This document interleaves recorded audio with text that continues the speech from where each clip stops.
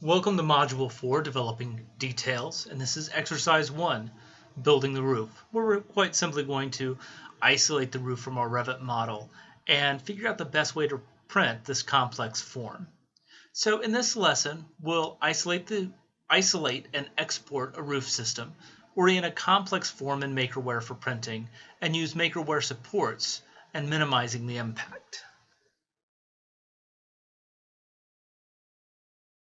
Welcome to Module 4. We're really in this mode now where we're talking all about bringing together the details to finalize the fabricated model of our building design from Revit.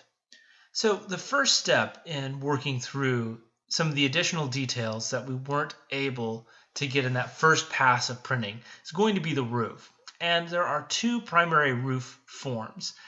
In this video, we're really going to be looking at those two particular roof forms right there over the main part of the structure.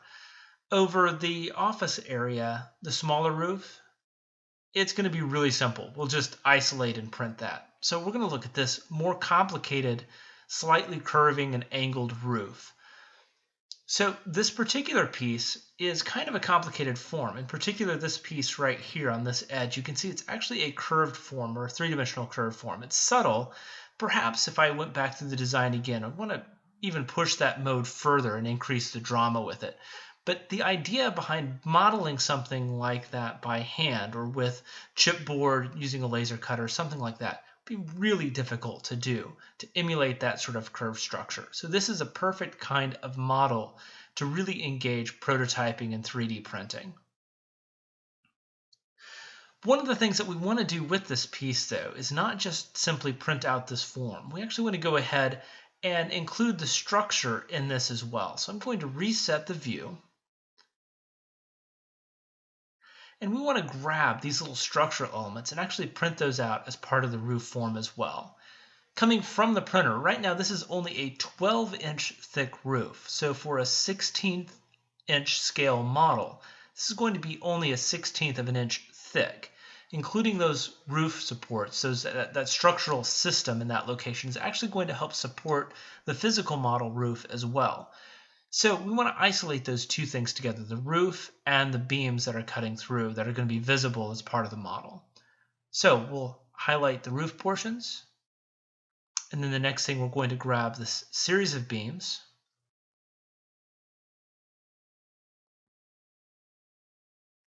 There is one beam that's left that's part of the header, so that's already going to be printed in place.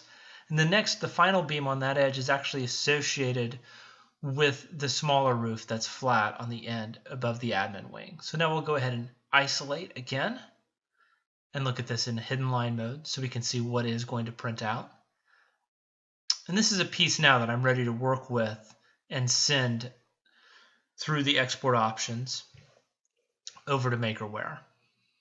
So we'll go to Add-ins, STL Export, and Save.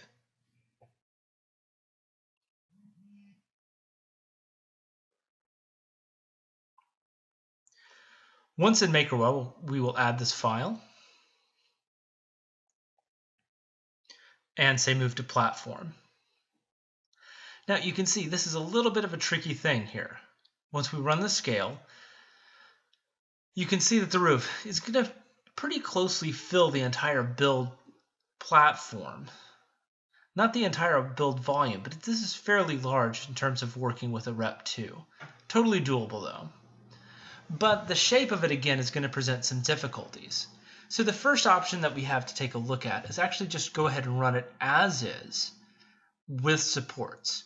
And I know we're going to have supports for this type of model. Otherwise, the 3D printer is going to try and place the beams and the roof sort of in space without anything underneath them. And when you print something like that, essentially you'll end up only with a large pile of spaghetti in the middle of the printer. Gravity works. We actually have to build up those layers, and each layer has to support the layer beneath it. So I'm running this particular test with supports turned on, which is going to take a long time to build a preview because anything that's an overhang is going to require supports in this particular case. So the entire underneath side of that roof is going to be one big support system. And while the supports from Makerware are designed to snap off pretty easily, it is not the best process for a really clean looking model. So when we run the preview, you'll see the intense amount of supports underneath here. And once you do something like this with this many supports underneath, you're going to realize right away it's not a good idea. This is not the best method. Also, you can look at the time and understand this is just under 4 hours of print time. And for a piece this size, that's really out of my threshold of acceptability. I want these things to be coming out of the printer fairly quickly. I would anticipate this being more in the 1.5 to 2.5 hour range for an overall print. So the next thing we need to do is look at different options in terms of how we can configure. Oh, and there's one other thing to look at as well. Anytime you're looking at a minor slope, you'll notice that you get a definite sort of stepping quality in the model where you can actually see each 2mm layer stepping up as it forms that roof. Really doesn't make the best looking model. On top of it being longer to print, if we can build those slopes on edge, things just end up looking a lot nicer, a lot cleaner. So what we want to do is use the rotate tool to stand this model up and see if we can get a slightly better result. So we'll rotate this 90 degrees, and just in practice it seems as though I always do it the wrong way the first time. And that method right there, if we can put this on the platform using the lay flat command, I think we can get much, much better results. For starters, there's a much smaller area that's going to need supports, which gives us a much smaller area to clean up once the print is completed. So we'll have some supports underneath that triangle, and we'll also probably have some supports on the structural system on the inside. So this should be a much faster preview.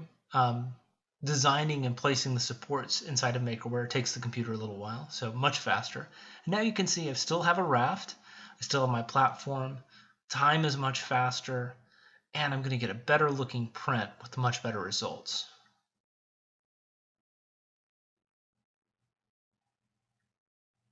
So you can also see there's a little bit of support material for each structural piece, but again, that's going to be really easy to get off, really easy to clean up. A little bit of sanding work once the model is done, but not a lot of time. Really, really fast to get that cleaned up. And then in the top edge of the roof, you can see this is a much cleaner appearance in terms of how the 3D printing is going to layer itself. So I think this is ready to export. And we'll save this file and we're ready to load it up into the replicator too. The final roof model is shown in this image in place on top of the overall physical model. And this is the second view with the model of the roof off and placed by the side. In this video, we learned some fairly complicated things. First, isolating and printing a roof, and then orienting a complex building form for efficient printing inside of MakerWare, and effectively using MakerWare supports for something that would otherwise have been impossible.